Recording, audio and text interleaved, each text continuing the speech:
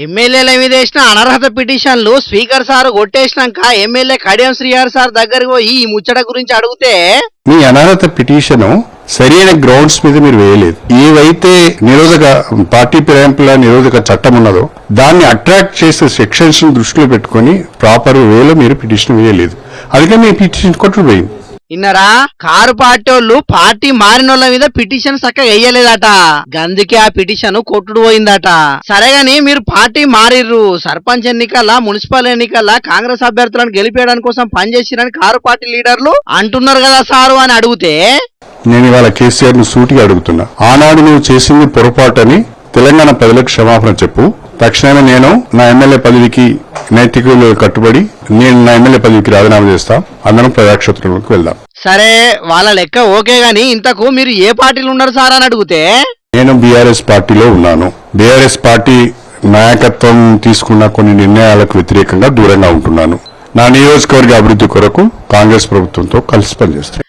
Kadiyam sir ఇంకా కూడా BRS పార్టీలో ఉన్నాడట, కాకుంటే ఆ పార్టీ ఇప్పుడు నచ్చుతలేదట, గందుకే ఆ పార్టీకి దూరంగా ఉండి కాంగ్రెస్ పార్టీతో కలిసి పనిచేస్తున్నాడట. ఈ సారు ముచ్చట ఇట్లుంటే ఖైరతాబాద్ ఎమ్మెల్యే దానం నాగేందర్ సారు మనసుల మాట తెలుసుకుందామని మా రిపోర్టర్ అన్న పోయి అడిగితే ఏమంటున్నాడో ఈయనుండ్రి. సార్ ఇప్పటివరకు పార్టీ ఫిరాయింపులకు సంబంధించి కూడా స్పీకర్ క్లీన్ చిట్ ఇచ్చారు, దీనిపైన మాత్రం బీఆర్ఎస్ అంటుంది. ఇవాళ చీకటి రోజు స్పీకర్ నిర్ణయం పైన ఉంటుంది, ఎలా చూడాలి? ఇప్పుడు వాళ్ళకి ఎప్పుడు చీకటి రోజే. ఇప్పుడు ఎప్పుడైతే ఓడిపోయినప్పటి నుంచి వాళ్ళకు ఎప్పుడు కూడా చీకటి రోజుగానే ఉంది. ఎందుకంటే వాళ్ళకి ఏముండే, మళ్ళీ ఇది అధికారం రావాలని ఉండే. అధికారం రావాలంటే ఏం చేయాలి? ప్రజలతో మమేకమై ఉండాలి, ప్రజా సమస్యలు మనే అనుకొని భావించాలి.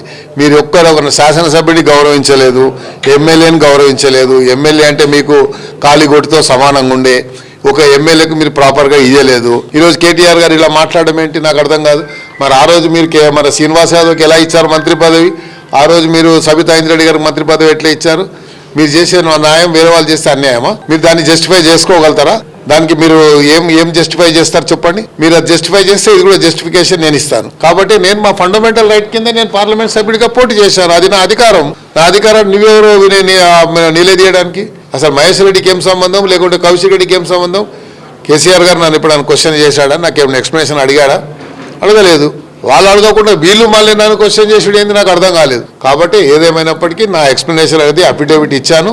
మరి చాలా నేను ఎట్లా అయ్యానో నా అఫిడేవిట్ ఇచ్చాను. నా అఫిడేవిట్ ని స్పీకర్ గారి పరిగణలోకి తీసుకున్నందుకు వారికి ధన్యవాదాలు తెలియజేస్తూ, ఎమ్మెల్యే దానం నాగేందర్ సుతం కడియం శ్రీహర్ లెక్కనే ఇదివరకు కారు పార్టీ ప్రభుత్వం ఉన్నప్పుడు వేరే పార్టీ వాళ్ళను కారు పార్టీలకు ఎట్లా తీసుకున్నారు, వాళ్లకు మంత్రి పదవులు ఎట్లిచ్చిరని ప్రశ్నించిండు.